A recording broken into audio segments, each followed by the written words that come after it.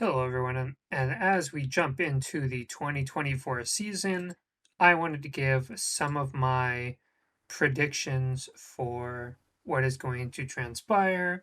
Just going to be looking at the major awards. We're going to be looking at Rookie of the Year, going to be looking at the Cy Young Award, going to be looking at MVP, of course, and some of the general candidates uh, to look at.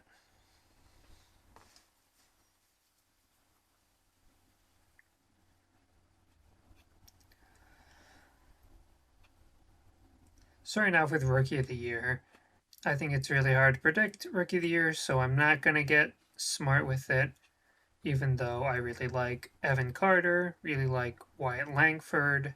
I think I'm just going to have to go with who are, at this point, the favorites in Yoshinobu Yamamoto and Jackson Holiday.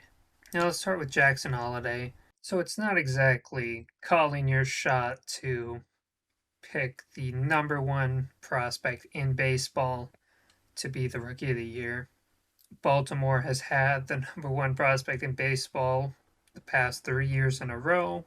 I think one of the things that's as a knee-jerk reaction causing people to back off on the Jackson Holiday train is he's not going to start the year on the roster. This is for service time manipulation. It's this very fun thing where baseball owners are able to get away with not paying a player millions of dollars because they can just leave him in the minor leagues for an extra couple of weeks. And they've done this with Rutschman, they've done this with Henderson, and that hasn't stopped them from winning Rookie of the Year. We're just missing a little bit of time beforehand. And so I don't think that's going to be a problem for Holiday. And of course, I have nothing against Langford or Carter. I think both are studs. I think both are going to be amazing, but it's hard to go with a DH. It's kind of hard to go with a left fielder over, you know, an infielder, a middle infielder. And I just think that he is, and unlike some of these other guys, there's not a whole lot to this other than I don't buy into some of the criticisms you could possibly have of him. I think that he should just be recognized as the best prospect going into the 2024 season, and therefore I think that he's going to win Rookie of the Year. Now, in the National League, you have Yoshinobu Yamamoto, and I know he didn't have a great spring, didn't have a great first game against San Diego, but this is someone that has pitched in Japan for years since he was 18, has been extremely successful, is the most successful Japanese pitcher in history. And Japanese pitchers have done extremely well coming to the United States. Senga has been very good. Maeda, very good. I think that it's just going to be an adjustment period. Making your first career start in an international series with the sleep schedule and all that, on top of being, the number two pitcher for a team with World Series expectations, being given one of the biggest contracts in Major League history. It's a lot of weight, and I think that a fair deal of what happened with Yamamoto in that start, I think the nerves definitely got to him. I don't think that this is anything to be too concerned about long term. There's nothing that dissuades me from thinking that he's not going to be excellent. And it's not just that he had insanely low ERA in Japan, it's that he had top of the line stuff. He had the best fastball, the best splitter, the best curveball, and stuff is going to work out no matter what country you're in. It's going to be good, but it's a matter of sequencing, location, and just execution.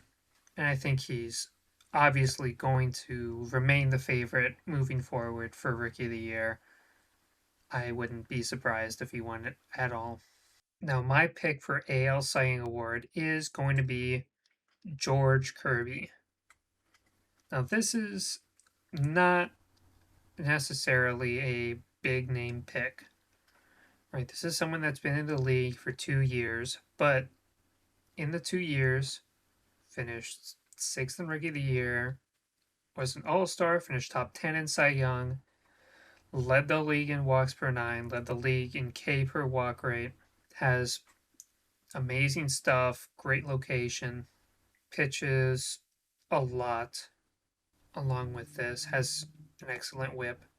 And with Cole going to miss probably significant amount of time, Cole I think would be the favorite. I think right now is probably without question the best pitcher in baseball. But with him out of consideration, George Kirby I think is a strong pick. Definitely not the favorite as of now, but he's a pick that I really like for Cy Young. Now, when we look at the NL Cy Young Award, the NL is definitely more loaded when it comes to pitching. Nothing against these guys, but Snell, Webb, Gallen, Strider, Steele, Wheeler, Senga, Burns. I think I would take all of those guys over, anyone in the American League besides Sonny Gray that's on this list. Although Burns in the American League now, so there's that. But it definitely feels like it's going to be one of these guys. Some of the other picks are Glasnow, Yamamoto, still. And while I do love Glasnow and I think he's going to be amazing, I think my pick, it really shouldn't be a crazy pick because I feel like no one is picking this pitcher to win Cy Young, but it seems like the most obvious pick, which would be Blake Snell.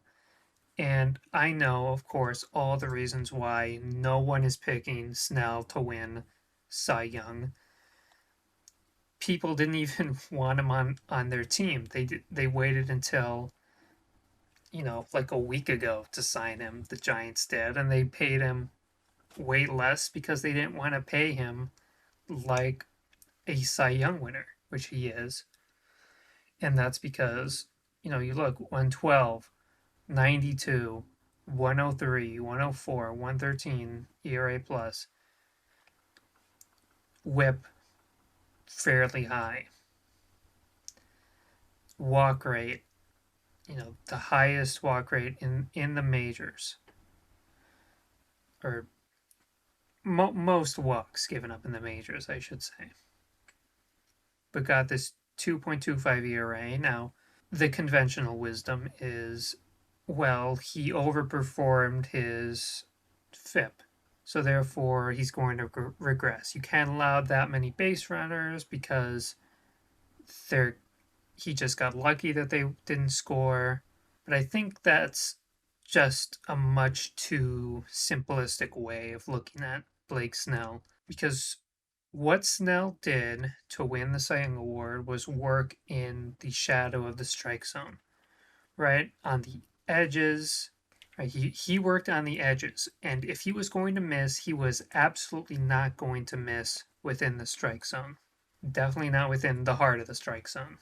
And so, yes, there's going to be a lot of walks there. But the upside, of course, is the 2.25 ERA. And the question is that sustainable? Well, my response to that is one, the Giants are investing a lot in defense. That has been one of the big commitments they've made this offseason. Picking up Matt Chapman, Nick Ahmed, sticking with Patrick Bailey. Not every team, certainly in years past, would stick with Patrick Bailey before we had as much information as we do on framing, and we'll get more to Patrick Bailey later.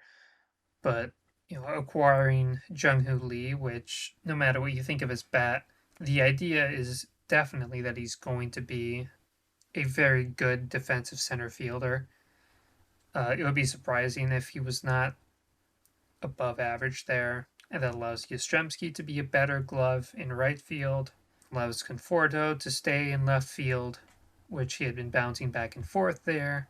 But the defense in San Francisco should be better than San Diego. Then we need to talk about Patrick Bailey, because Patrick Bailey might be the biggest component of why I'm picking Blake Snell here, which is when you work in the shadows, in the shadow of the strike zone, getting those call strikes, um, that can ruin at bats. I've seen, MVP players, if they get a bad call, then they feel like the at bat is over. They just totally fold. And that's the kind of thing that Bailey can provide. That's the kind of thing that Snell really targeted successfully this past season. And, is he going to put up a 2.25? Who knows? Is he going to walk 100 batters? I don't think so. I think he's still going to be a really, really good top of the line player. I don't think that the NL West has gotten much better offensively, and how good the division is matters even less these days. And Snell, has performed very well against the Dodgers, very notoriously. Uh, when you think about the 2020 World Series. But yeah, I think industry wide, I think people are down on Snell. People recognize what he did, but they don't really believe in it. Right? No one believed in it enough to give him a real contract. No one is really picking Snell to win Cy Young. Everyone's talking about Strider or Glasnow or Steele. And these are great players. Webb, Gallen. These are great players, and I would not be surprised at all if any of them win the Cy Young Award. But to me, I think Snell is in a better situation this year. I think he has something to prove, and I really like Snell to win the Cy Young Award again. And then we have the most popular page on Baseball Reference, Mike Trout. He is my pick for AL MVP. I think that way too quickly people have moved on and said, oh, Trout, whatever, who cares? Like, let's move on. Let's talk about Judge. Let's talk about, anyone else. They're just sick and tired of him winning all the time, but has had injury trouble. That will be the main thing, of course, to worry about. But when you look at like Judge, and I'm not saying the same thing injury wise for Judge, but Judge defensively, ugh, it does not look good, especially with him playing center field this year. We all know that wins above replacement was created to in order to give narratives to Mike Trout. But I mean, look, he's a great defensive center fielder. He's fast, impactful on the base paths. He's just exactly he's just the perfect baseball player that you would make in a lab, and you can't do better than Mike Trout, and he's still in his prime of his athletic career. All he has to do is stay healthy, and you can say that about literally any player in baseball. People like Julio Rodriguez finished fourth in MVP voting. He wasn't as good as Trout was last year when he was healthy. Jose or Julio Rodriguez, great player, big fan of him. Is he as good as Trout? No. Seager, if he can stay healthy the whole year, possibly. I like his chances, but to me, I think a healthy season from Trout is very hard to beat. I think that he still has to be the favorite in the American League. And I know I have two Dodgers on this list already, but I mean, we know about the Dodgers. We know how good they are. Mookie Betts is he's on another level. What he is doing defensively is something that has never been done before. No player in the history, in the over 100 years of the history of baseball, never has a player gone from right field to shortstop at this point in his career. He's taken up the hardest, the most difficult defensive position, one that he is almost never played. He played it a bit in 2023. Other than that, no, not at all. It's been all right field, all center field, a couple times second base in Boston, and of course a lot this past year. The overall value of being able to play shortstop and putting up like a 900 OPS.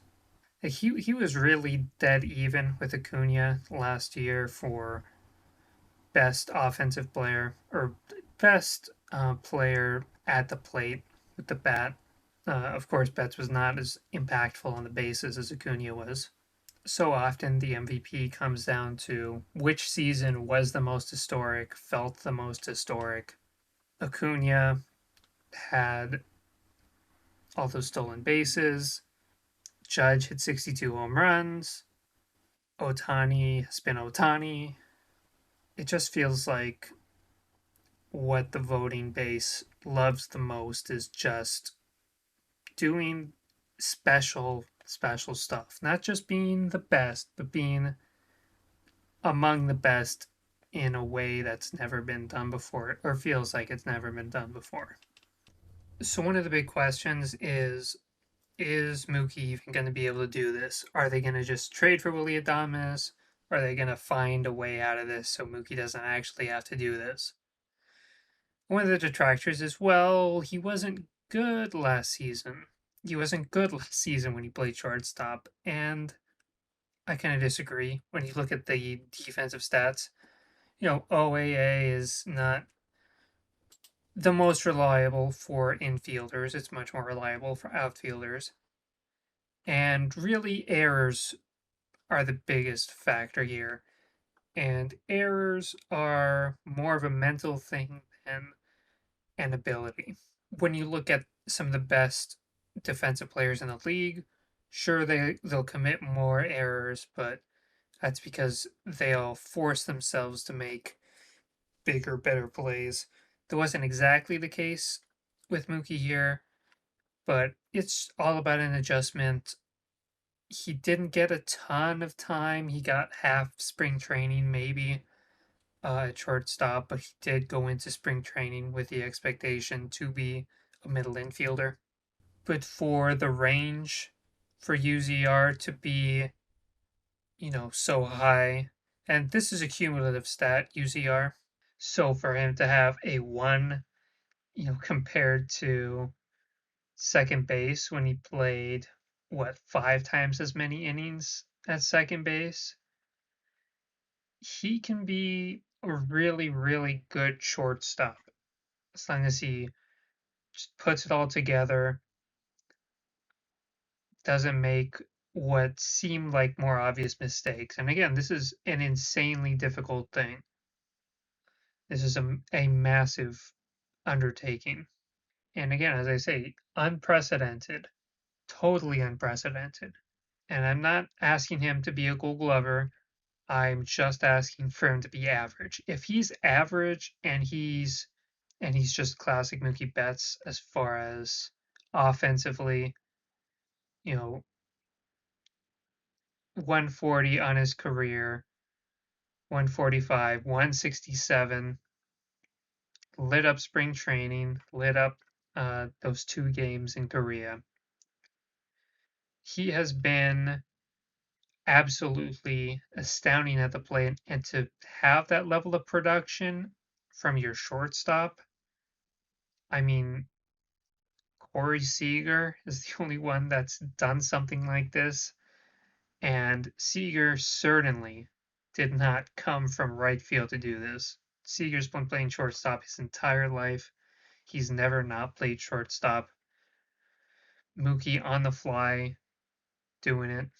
And I think the defensive aspect of the game is, I think it's undervalued from all aspects.